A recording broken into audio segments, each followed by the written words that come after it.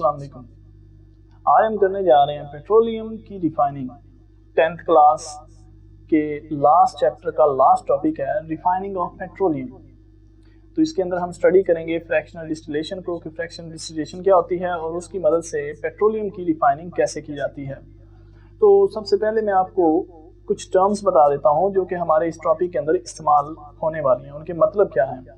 जैसे कि फ्रैक्शन हम इसके अंदर इस्तेमाल करेंगे कि हमें मुख्तलिफ फ्रैक्शन हासिल होते हैं। फ्रैक्शन का मतलब होता है हिस्सा, किसी भी शय का छोटा सा हिस्सा हो, छोटा सा पार्ट हो, वो उसका फ्रैक्शन कहलाता है। इसके अलावा हम यूज़ करने जाएंगे क्रूड ऑयल, कि जो हम ज़मीन से निकालते हैं ऑयल, वो नाखालस होता है। और इसके अलावा भी कोई और चीज़ नाखालस हो उसे क्रूड कहते हैं। तो हम जो ज़मीन से नाखालस ऑयल निकालते हैं उसे क्रूड ऑयल कहते हैं। तो हम क्रूड ऑयल का एक यूज़ करेंगे। इसके अलावा हम रेजिड्यू, कि जब किसी शय में से आप यूज़फुल प्रोडक्ट्स को अलग कर लेते हैं तो बाकी जो मवाद बच जाता है उसे रेजिड्यू कहते हैं। जैसे कि हम भी पेट्रोलियम की फ्रैक्शनल डिस्टिलेशन करेंगे तो उसके बाद हमारे पास रेजिड्यूल ऑयल बचेगा, जो कि आखिर में बच जाता है। हमारे यूज़फुल प्रोडक्ट्स को अलग करने के बाद जो बाकी ऑयल बच जाता है वो रेजिड्यूल ऑयल होता है। तो ये हम टर्म्स हमारे टॉपिक के अंदर इस्तेमाल करने जा रहे हैं। चलें जी, तो हम स्टार्ट करते हैं अपने टॉपिक को। तो हमारा टॉपिक है रिफाइनिंग ऑफ पेट्रोलियम। तो सबसे पहले पेट्रोलियम क्या है। पेट्रोलियम दरअसल ज़मीन से निकाला गया एक रॉक ऑयल है। उसे जब हम ज़मीन से निकालते हैं तो उसके अंदर बहुत सी चीज़ों का मिक्सचर मौजूद होता है। मतलब कि पेट्रोलियम क्या है, पेट्रोलियम ठोस, माया और गैसी हाइड्रोकार्बन्स का मिक्सचर है जो कि मिले हुए होते हैं पानी, साल्ट्स और ज़मीनी पार्टिकल्स के साथ। तो मतलब ज़मीन से हम जो ऑयल निकालते हैं जो कि क्रूड हालत में होता है उसे पेट्रोलियम कहते हैं। तो पेट्रोलियम हमने निकाल लिया।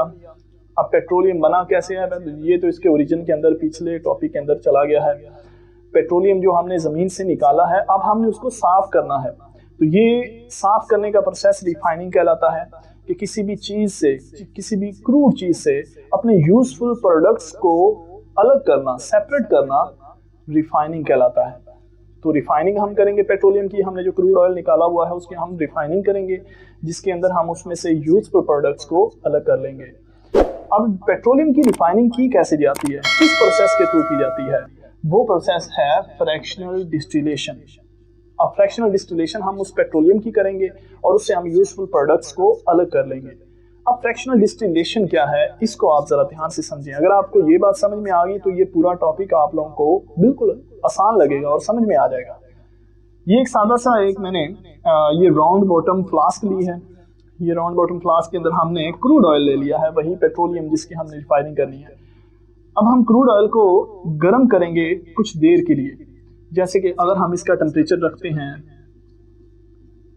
25 सेल्सियस तक, तो इसका टेम्परेचर जब 25 सेल्सियस तक होगा तो इसमें से कुछ वेपर्स बनेंगे और वो वेपर्स जो हैं हम यहाँ से अलग कर लेंगे, उनको कंडेंस करेंगे, ठंडा करेंगे।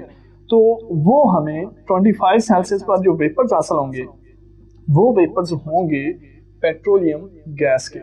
तो हमें सबसे पहले तो पेट्रोलियम गैस हासिल हो जाएगी 25 सेल्सियस टेम्परेचर पर। अगर हम रखते हैं पेट्रोलियम का, जो हमने ज़मीन से क्रूड ऑयल निकाला है उसका टेम्परेचर 25 सेल्सियस रखते हैं, तो हमें पहला फ्रैक्शन पेट्रोलियम गैस हासिल हो जाएगा। चलिए जी, अब हम इसका टेम्परेचर कुछ इंक्रीज़ करते हैं। हम इसका टेम्परेचर 30 सेल्सियस से 80 सेल्सियस तक रख लेते हैं। तो अब मज़ीद कुछ वेपर्स बनेंगे। मतलब जिन इनके अंदर जो ऐसी चीज़ें जिनका बॉइलिंग पॉइंट 30 से 80 सेल्सियस के दरमियान है वो वेपर्स बन जाएंगी। वो वेपर्स बनकर यहाँ इकट्ठी होती रहेंगी, कंडेंस होकर वो अलग से एक हमारा फ्रैक्शन बन। हम 30 सेल्सियस तक जब टेम्परेचर करेंगे तो इसमें से कुछ वेपर्स बनेंगे। वो वेपर्स जब यहाँ पर कंडेंसर से गुजरेंगे, ठंडे होकर लिक्विड बन जाएंगे, तो हम इनको भी अलग कर लेंगे। ठीक है, फिर हम इसका टेम्परेचर 80 to 170 तक करेंगे। तो अब कुछ और इसके अंदर मौजूद हाइड्रोकार्बन जो हैं वो भी वेपर्स बन जाएंगे, जिनका बॉइलिंग पॉइंट 80 से 170 के दरमियान होगा। वो अब वेपर्स बन जाएंगे। वो वेपर्स आएंगे यहाँ पर, कंडेंस होकर ठंडे होकर लिक्विड बन जाएंगे, वो अलग फ्रैक्शन हो जाएगा। तो इस तरह से हम क्या कर रहे हैं, पेट्रोलियम को बॉइलिंग पॉइंट की बुनियाद पर मुख्तलिफ फ्रैक्शंस में डिवाइड कर रहे हैं कि हर एक चीज का बॉइलिंग पॉइंट अलग होता है, तो वो अपने बॉइलिंग पॉइंट पे जाकर वेपर्स में तब्दील हो जाता है। तो उन वेपर्स को हम अलग कर लेते हैं, तो हमने पेट्रोलियम की ये फ्रैक्शनल डिस्टिलेशन कर लिया। मतलब कि बॉइलिंग पॉइंट की बुनियाद पर पेट्रोलियम में मौजूद मुख्तलिफ फ्रैक्शंस को अलग करना फ्रैक्शनल डिस्टिलेशन कहलाता है। तो जैसे कि हमने 25 सेल्सियस तक टेम्परेचर रखा, तो जिन चीज़ों के वेपर्स बनेंगे उन्हें हमने अलग किया, वो हमारे पास पेट्रोलियम गैस है। हमने टेम्परेचर 30 से 80 सेल्सियस कर दिया, फिर से वेपर्स बने, उनको हमने ठंडा किया, उनको हमने अलग कर लिया, वो हमारे पास पेट्रोलियम ईथर आ गया।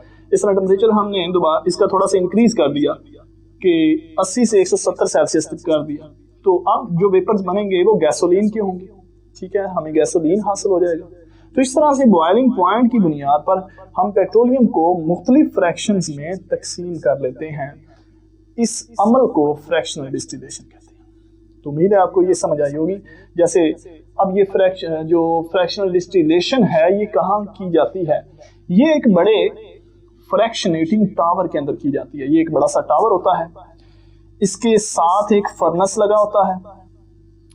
फर्नेस में से क्रूड ऑयल को गुजारा जाता है और इसका टेम्परेचर 400 सेल्सियस तक रखा जाता है कि हम इस क्रूड ऑयल को 400 सेल्सियस तक गर्म करेंगे तो इसके अंदर जो भी हाइड्रोकार्बन्स होंगे ज्यादातर वो वेपर्स में तब्दील हो जाएंगे। चलें जी, यहां से गुजरते हुए 400 सेल्सियस तक आते आते तमाम वेपर्स में तब्दील हो चुके हैं।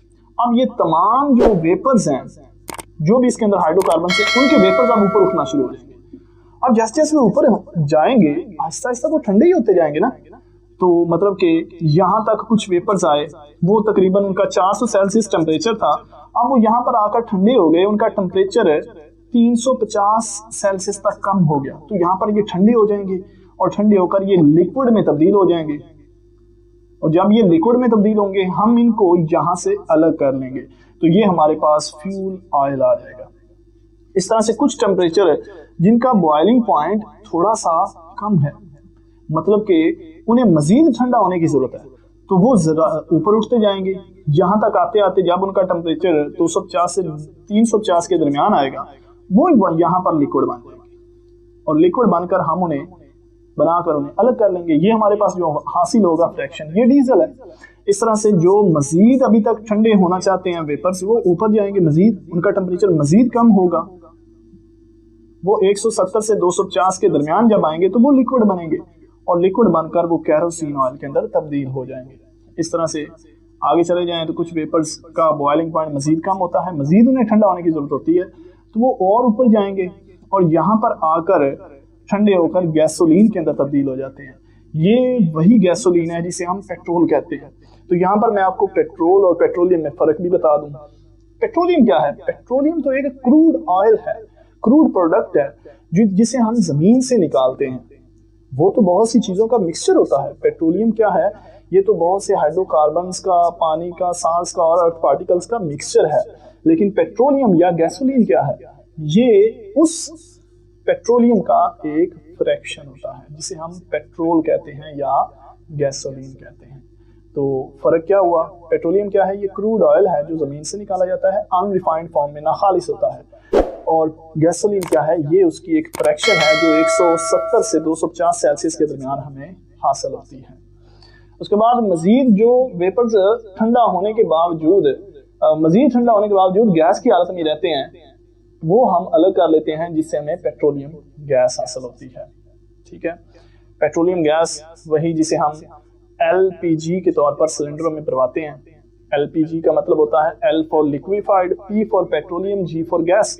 तो लिक्विफाइड वो पेट्रोलियम गैस होती है जिसे हम सिलेंडरों के अंदर इस्तेमाल कर रहे होते हैं। मजीद हम इनके इस्तेमालात पढ़ेंगे तो वो मजीद उसके अंदर डिस्कस करेंगे। अब 400 सेल्सियस तक हमने क्रूड ऑयल को गर्म किया।